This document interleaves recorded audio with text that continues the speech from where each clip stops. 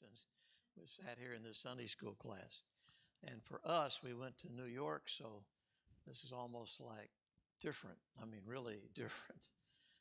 New York is different weather than ours, etc. And a lot has happened in our lives as well as in the world.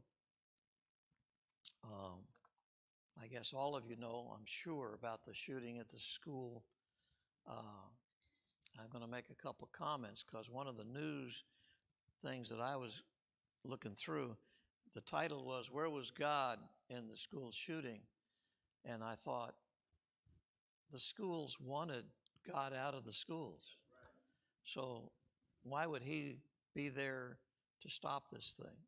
I mean, and then I think the press, the media, and anybody who ever backed the idea of defunding the police and getting rid of the police should apologize before they condemn the police for what they didn't do or did slowly, because they don't want them there at all. There would have been no stopping this young man. And it was the good guys with the guns who stopped the evil guy. And it does take that. And somebody talked about Israel hasn't had a school shooting in years and years. And they talked about one entrance. Well, there was one entrance at least that a teacher propped the door open, and that's how he got in. So it isn't totally the entranceway, but I saw a picture of an Israeli school class, and the teacher was carrying an AR-15, as all teachers are required in Israeli schools. So, there's some things that in America that just people don't seem to get yet. Evil is with us. You can say all you want to say about psychology and treating mental health issues, but the bottom line is there are people in this world who are wicked and evil and do not think normal. And you have to have in your society something to prevent that if that's what you really want to do, unless you're just going to let it run rampant. Hopefully you don't. But that was interesting. We went up to New York. I got to get up with a Coast Guard friend of mine in Pennsylvania, halfway up, and that was kind of nice. My wife got to see her three sisters for the first time since 2015, I think it was. And she got to see a lot of other friends, both of us, that we've not seen in quite a few years because of this memorial service. Going up, it was raining in Scranton, Pennsylvania so hard at 45 miles an hour I could hardly see the white lines on the road. And for the first time ever, I saw a sign that had a picture of a tornado, and it said, "Tornado watch till 7 o'clock tonight." And I drove past that, and I thought, that would be interesting, because I couldn't see a tornado coming if it came. It was raining so hard. But 6.5 hours from here to my friend's house in Pennsylvania, coming back, somehow it became 8 hours. And we're running the same roads with no traffic and no other, and I haven't figured that out. My GPS, when we're coming home, we go down to Route 422, and I knew we had to go to the east. I looked at the map, and we called her Journey. Jane said, "Go west." And we said, "Turn it off." And then we're not following the GPS. Going up, we hit Route 81, which runs north and south. 81, the odd numbers go north and south. The even numbers go east and west. And it says when you get to 81, go west. And I've got, no, my GPS doesn't work as good as when I first had it. I don't know if it's got too complicated or what, but I have to look at a map to get where I'm going. I'm glad to be able to have a map. Okay. Also in the last couple of weeks, I've had different encounters, literally, and some of the things we have discussed come back up. I don't know how much you have learned here and then talk to somebody else about, but I'm going to tell you just a little bit, because you can pray for a particular lady. Because of my background in boats, because of my background of being a missionary, I have found on YouTube different people who are cruising on yachts in the same territory I've lived in. In fact, I wrote to this particular lady and I said, I've been where you've been. I know the street you were walking on. I know that store that was up behind, in the video. And in fact, where you anchored, I've gone spearfishing. So, I kind of curious, but this one lady had talked about it just a little bit, and I'm like, what? And then she wrote a blog, like 5,000 words, about how every morning she gets up thinking of committing suicide. And that's a big red flag if you don't know it, when they start actually talking about it. So I very reluctantly wrote to her, and it's gotten kind of interesting. And now the last word I got was she dropped her phone or something and quit working. So I don't know if she's going to be able to get what I've sent her, but I sent her basically God's simple plan of salvation, because you don't want to commit suicide and meet a holy God. Some people believe that if you commit suicide, you go to hell. I don't believe that. There's a guy in the Bible that committed suicide. Know who? There's two of them, actually, that I know of off the top of my head. Judas is one. Who?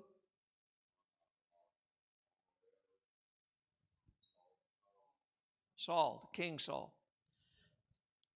But with King Saul, remember, he went to the witch of Endor, and she called up her evil spirit, but evidently the evil spirit didn't come.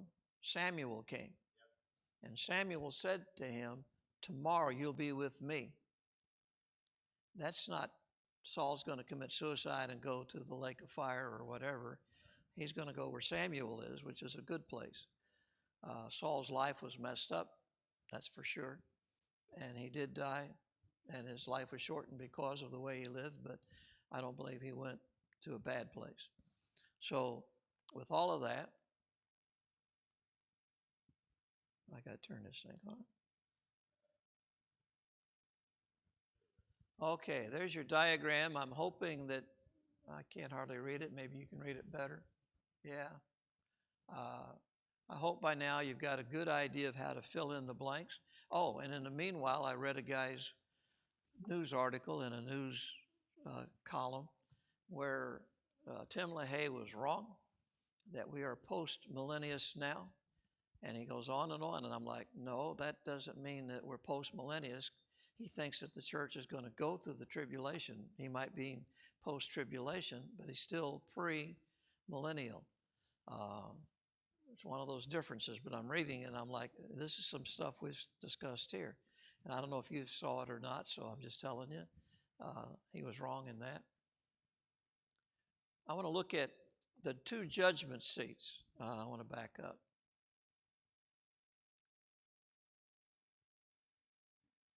Oops, there we go. Okay, after the little season to your far right, there's a straight vertical line, and after that, new heavens, new earth, and the lake of fire. And at the top, the great white throne judgment. When I was a kid, I kind of had the general idea that everybody slept in the ground and be resurrected at some kind of judgment, and that would be the decision of where you went to heaven or went to hell. And I hope that you got the idea there's something different the Bible teaches than that. There is actually two judgment seats, and that's what we're going to talk about today. First of all, the 10 Commandments. Can you get to heaven by keeping the 10 Commandments? Do you know of a group of people that teach that? I do. Called the Seventh-day Adventist. And every one of them who want to tell me they're going to get to heaven by keeping the 10 Commandments, I ask them for the 10. The high number is 6. They can't name all 10. It says, how can you get to heaven keeping 10 commandments you can't remember? So, that's just one way to challenge them back. But the 10 commandments, there's some things about the 10 commandments that people don't seem to realize. To keep the Sabbath day. Do we keep the Sabbath day?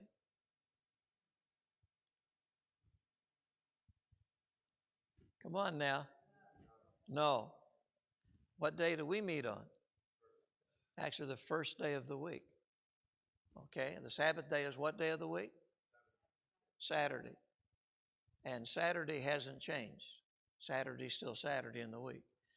Now, if you want to keep the Sabbath day, like they did back in the days of Jesus Christ, are you keeping it if you're a Seventh-day Adventist?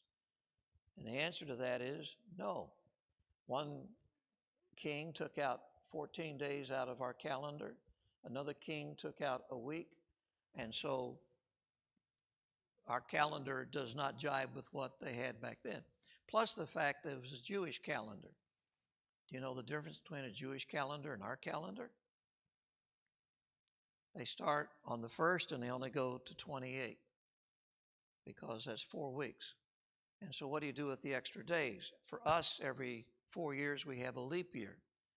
For them, they have extra months. And they just stick a whole month in. So again, they count time different than we count. And then, as my pastor pointed out over in Hickory one time, he was in Greenland. He says, when does a Sabbath day begin to a Seventh-day Adventist? Do you know when the Sabbath begins, if you're going to keep it? Friday night, our time at 6 o'clock, sundown.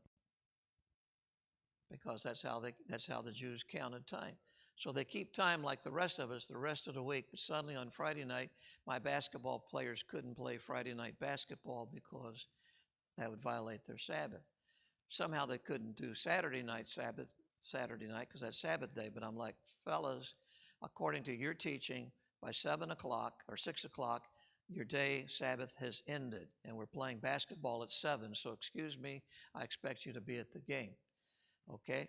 But the timing of going down of the sun was the beginning of a day, to which my pastor, who lived in Greenland for several months while he was in the military, said, what do you do when the sun goes down and doesn't come back for 6 months? Is that the Sabbath day? Good point. And then the other one is, because I lived on the other side of it, there's something called the International Dateline.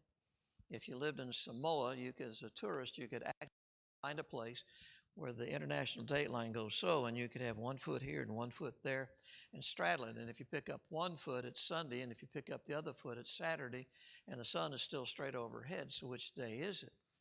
And if you think that's not that important, I actually have a news article that I found where the Seventh-day Adventists had an argument about when to meet in a conference of which one of those 2 days it should be. And they split in the Seventh-day Adventists over that issue because one was on one side of the International Dateline and another group was on the other side of the International Dateline.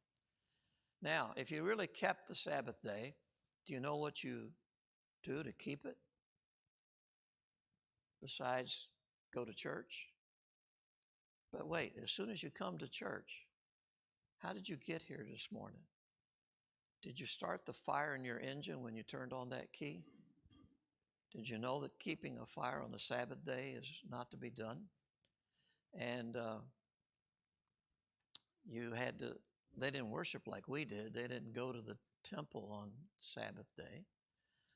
They couldn't work. Their slaves couldn't work. The community, whatever, couldn't work, couldn't buy or sell. And so at that point, you have to control everything, because how do you stop anybody from buying or selling unless you make a law against it? Now, maybe some of you might remember Sunday, what do they call those, Sunday rules? Yeah, you couldn't, at least liquor you couldn't sell on Sunday. We've gotten away from that because we've gotten away from God. But the idea was still to control a day of which it would be different and which you would hopefully spend the time serving God. I can remember when no stores hardly would be ever open on a Sunday. And now you've got stores that are open 24/7, holidays and everything else. All right, keeping the Sabbath day. Numbers 15, if you would, verse 32.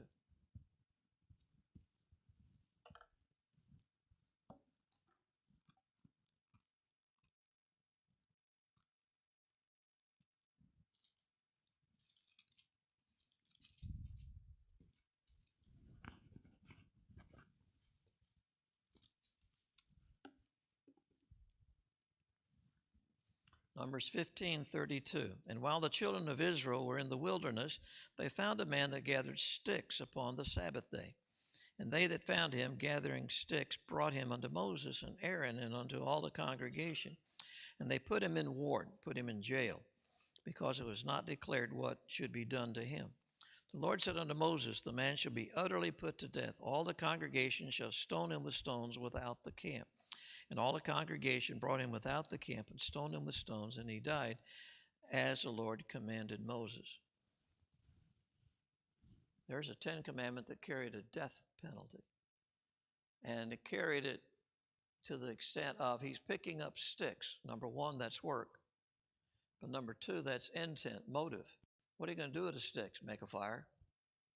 And so they say, what are we going to do with him? And God says, kill him. Execute him, actually, is a term. And stone him. Now, we worry about being nice to the person who we're executing. You know, they give a drug that puts him to sleep before they give him a drug that kills him. He may have tortured his victim before he killed his victim, and we don't take that into consideration. But God says, stone him. That is a terrible way to die, because you don't die when that first stone hits you, probably. And you probably feel a whole bunch of other stones hit you before you die. I don't know if you're familiar. I don't know what they did back then, but I've read some recent accounts, if you will, in Muslim territory where they stone people. They bury you at least up from foot up to your knee or up to your waist, so you can't go anywhere, so you're stuck in the ground. And you can't do much ducking or hiding or whatever, and then they stone you. And so that was a terrible way to die. So here's a man who violated the Sabbath day, and he was executed. Now, if you violate the Sunday, don't go to church. We execute you, right? No, we don't do that. But a lot of people get the idea, I'm not a bad person. But if you lived in those days, you realize doing something like he was doing carried with it the death penalty. That's a severe penalty. So God must have thought a lot about the 10 commandments.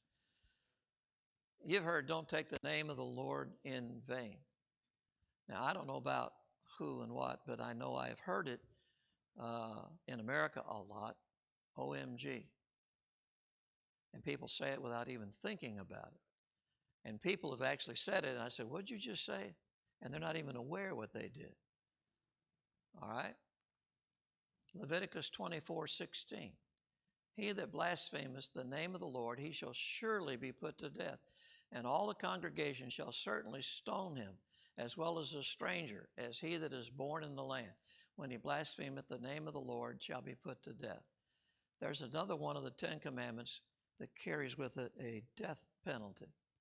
That's what God thinks of it. Don't take his name in vain. By the way, golly, gee, and gosh are also derivatives, if you will, of the Lord's name. Be very careful. And as a Christian, you should not be taking the Lord's name in vain. You've heard it said, thou shalt not commit adultery. And again, Leviticus 20 and verse 10. The man that committeth adultery with another man's wife, even he that committeth adultery with his neighbor's wife, the adulterer and the adulteress shall surely be put to death. Here in America, well, we just get a divorce and go our ways. But back in the days of Moses, they stoned people to death for committing adultery. Remember the woman that they brought and cast at the feet of Jesus? They wanted Jesus to say, this is the law, stone her to death. Of course, he could have asked, where's the man? Because the woman caught him in the act. Where's the man? They didn't do that. I think they planned that thing. And they wanted Jesus to be responsible for saying, stone this person to death. That would take the place of the Roman government, who was the one who controlled that. And if he said something about, you got to go to the Roman government, then they would say, you're disobeying our Jewish law. So they thought they had him in either direction, but they didn't. But there's another commandment that carries with it a death penalty. We don't think much of those commandments or the penalties that go with them. But guess what? God thinks a lot of all of them. In fact, if you traced them all out, almost every one of the 10 commandments carried a death penalty. Every one of them. So when a person would say they think of themselves as a good person, I don't know, there's Living Waters, I think it is, that does interviews on the street. And the guy eventually almost always asks, have you ever taken something that wasn't yours? That's stealing. Have you ever lied about something? That's lying. Have you ever had an impure thought with somebody else? Well, that's a sin too. And guess what? That carries a death penalty. And you think you're a good person. But in the eyes of God, He's telling us that's not good. Sermon on the Mount, chapters 5 through 7 in the book of Matthew. I didn't go through all of it because there's a lot there. Past, blessed is he that, da-da-da-da. You get past that a little bit. Matthew 5:21. Ye have heard that it was said of them of old time, thou shalt not kill. Whosoever shall kill shall be in danger of the judgment. Matthew 5:22. But I say unto you, whosoever is angry with his brother without a cause shall be in danger of the judgment. And whosoever shall say to his brother, Raka, idiot, shall be in danger of the council. But whosoever shall say, thou fool, shall be in danger of hellfire. Wait a minute. That's a lot higher level than actually killing somebody. Because I can get mad and never show it. I can keep it down inside and just have these thoughts. I don't know if you've ever had those kind of thoughts. Somebody's cut you off when you're driving. Somebody got in line in front of you at the grocery store, or somebody said something to you that bothered you, and you're, be careful. And you can say, but I didn't say that to anybody, but God knows what you thought. So the penalty is you're a sinner and you've done something that is wrong. Matthew 5:27, ye have heard that it was said by them of old time, thou shalt not commit adultery. But I say unto you that whosoever looketh on a woman to lust after her hath committed adultery with her already in his heart. Remember, that carried the death penalty under the law. So you can say, well, I never, followed up on that thought. The fact is that you had the thought. As far as God is concerned, is you sinned, and it carries a death penalty. What am I trying to get at? That some people who think they're pretty good, when they die, they're going to meet God, and they're going to get to go to heaven because they're a good person. They've never been put in jail. They've never been in court. But God's courtroom and God's judgment and God's looking at us is a lot different than we look at ourselves, unfortunately. And so therefore, people could say, I'm a good person. The actuality is nobody's perfect. There's none righteous, no, not one. Okay, swearing. Did I have that? Do you swear? Nor by the earth. Don't swear by the earth, for it is his footstool. Neither by Jerusalem, for it is the city of the great king. Neither shalt thou swear by thy head, because thou canst not make one hair white or black. And he goes on with different things. Don't make that part of your vocabulary to swear. And there are people I've met who don't take the Lord's name in vain, but they've got some other little substitute in there that they use. Cheese and bread was one in St. Vincent that was very common for some reason. Be careful of that. Be careful of that.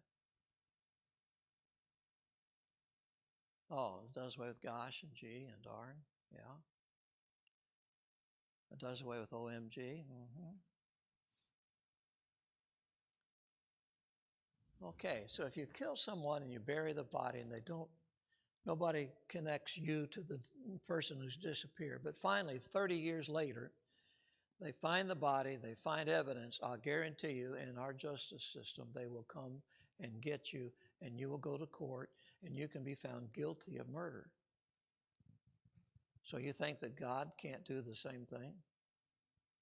Just because he didn't kill somebody as soon as they took his name in vain doesn't mean that God said that's okay. He could wait 100 years, and then you would stand before God and say, now what?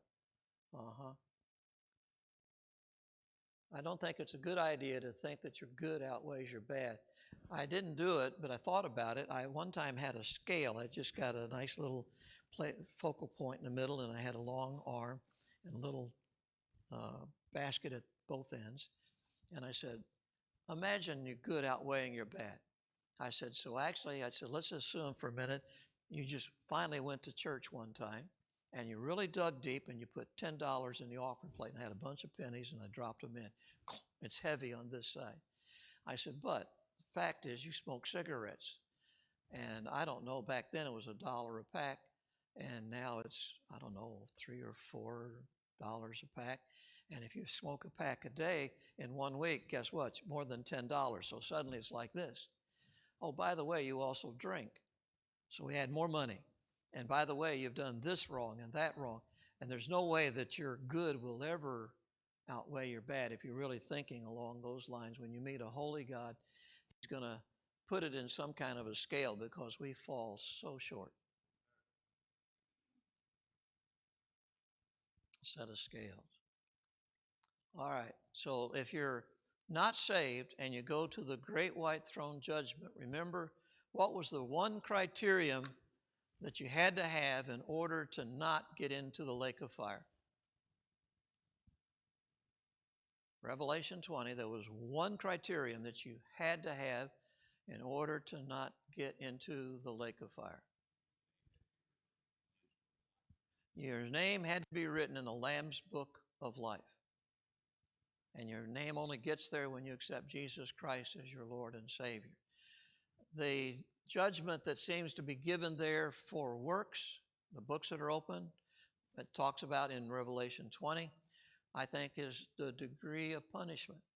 I think somebody who is somewhat good is going to get lesser punishment than somebody that is completely evil. I do believe that to whom much is given, much is going to be required. All right, now 2 Corinthians 5:10.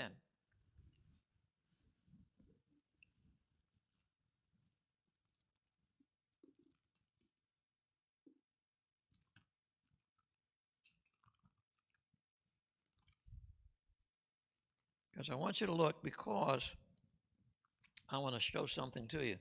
Verse 10, for we must all appear before the judgment seat of Christ, that everyone may receive the things done in his body according to it done, whether we be good or bad. Now, that word judgment is we think of like the great white throne judgment. We think of a judgment in a courtroom. That word judgment in the Greek is actually the word bema, and it comes from the Olympics. And if you participated in the Olympics and you got first, second, or third, you stood on the bema seat, the judgment seat, and they would give you a reward.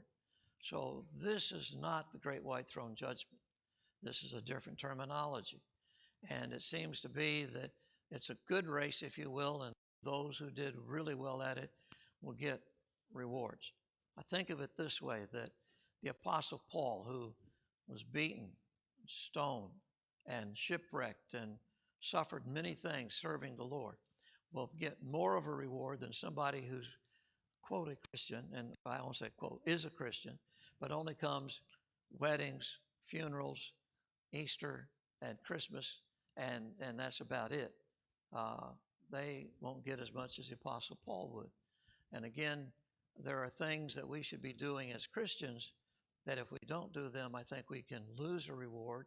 And for those who do them, I think they'll receive a reward. Now, part of that, I think, will come out during the 1,000-year reign, when we rule and reign with Him.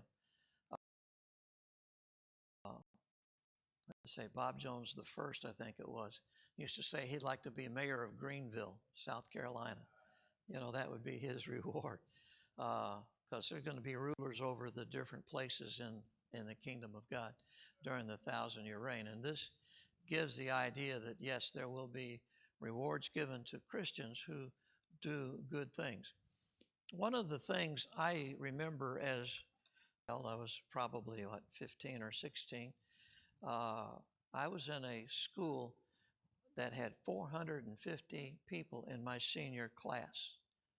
So it was a large school. And in fact, my sophomore year, they split our school, and my class was split. So there was another 450 who went to the brand new school across the river, and that became the great competition. And every time we, you know, competed against each other, it was a big to-do. And I remember being on some athletic thing, cross country, wrestling, and track. I'd turn in my uniform for cross country on a Friday, and Monday pick up my wrestling uniform. I turn in my wrestling uniform on a Friday, and on Monday I'm running track.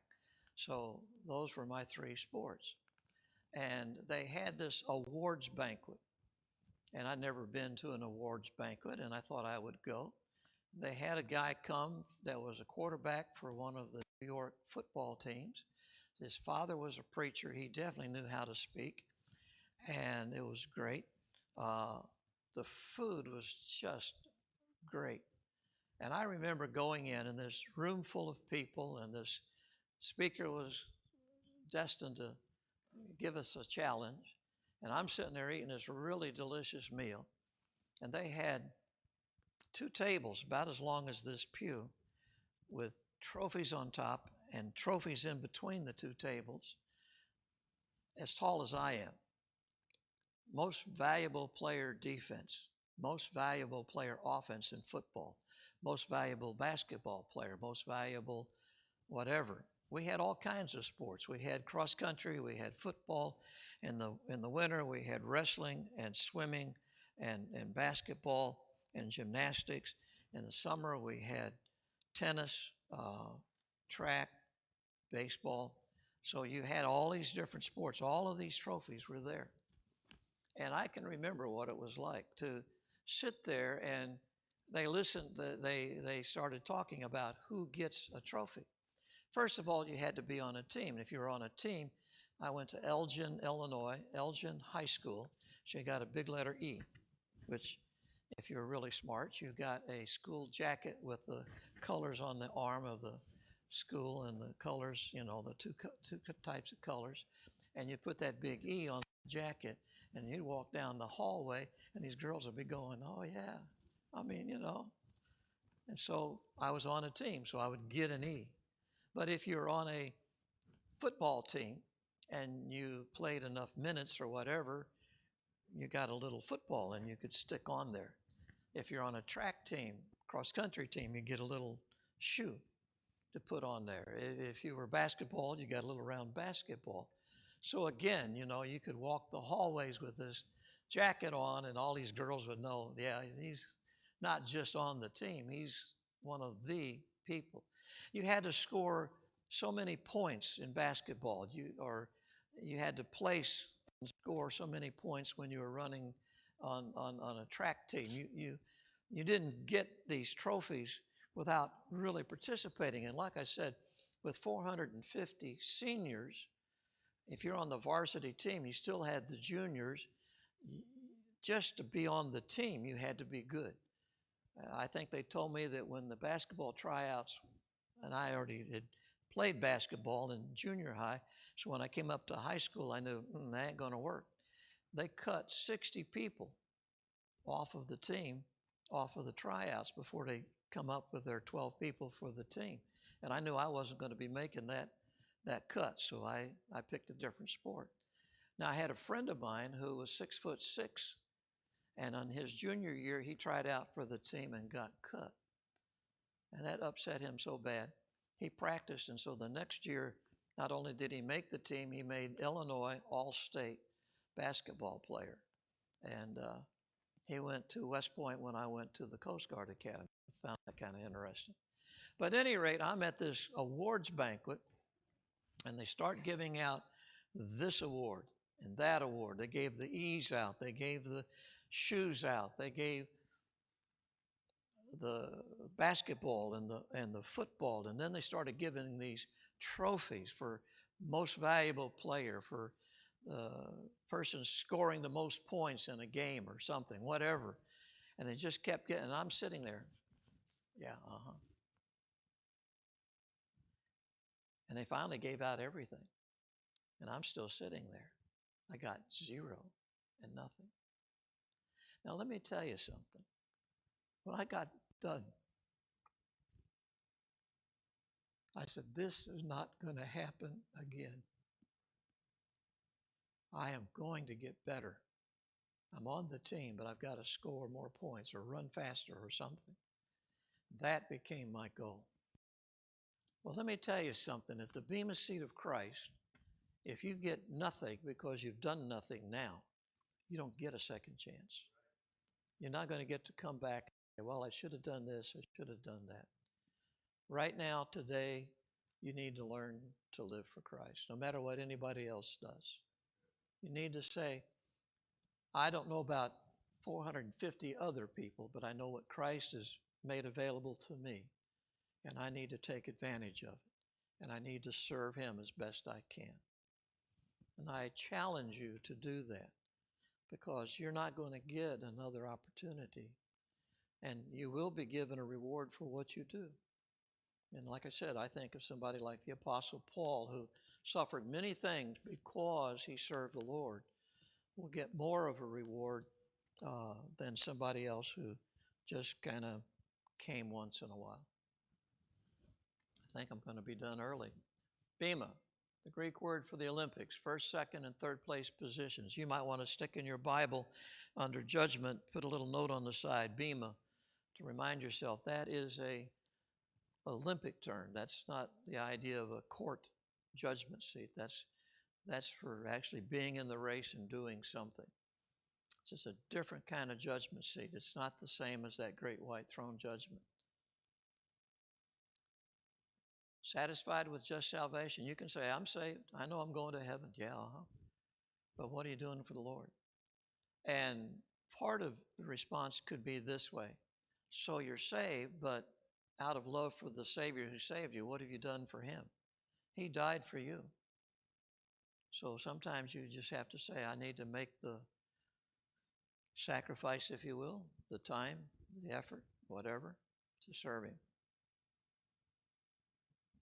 And my sports award banquet, I just talked about that.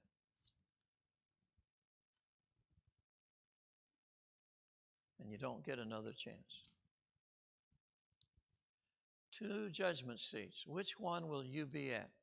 The great white throne judgment or the Bema Seat of Christ? Because you'll be at one of the two. I don't know everybody here, but I would think that all of you have made professions of faith and say, I want to serve the Lord, but I'm not 100% sure of that. We've had friends who late in life realized, I've never been saved. Late in life realized they never made that commitment to say, Jesus, I want you as my Savior. Okay, so we're kind of done with the outline I've given you. You have any questions? Some of you have come to me over the period of time and said, what about this? What about that? I've tried to answer them. Next week.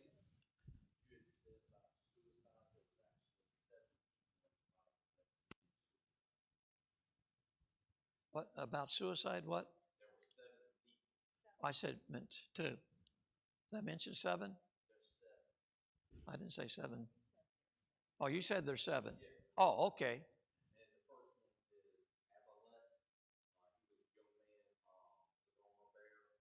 That's true.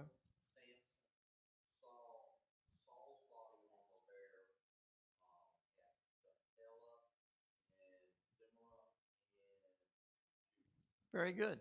By the way, Samson would be a good one to say, if you think you commit suicide, you're not going to get to heaven. You're going to go to the other place. Samson knew when he pulled down those pillars, he's underneath all of that. He knew he was going to die. But guess what? He's on God's roll call of the faithful. So, yeah, thank you. That's good.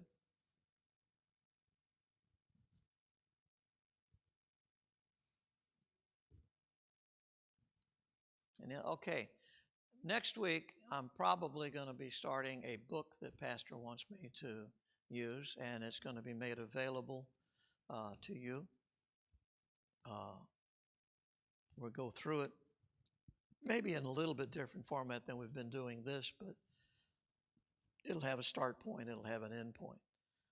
So that's what we're going to do next time. That's not going to continue on to this. That'll be my next subject. Kind of in how to live the Christian life, if you will. Some good pointers. Any other questions?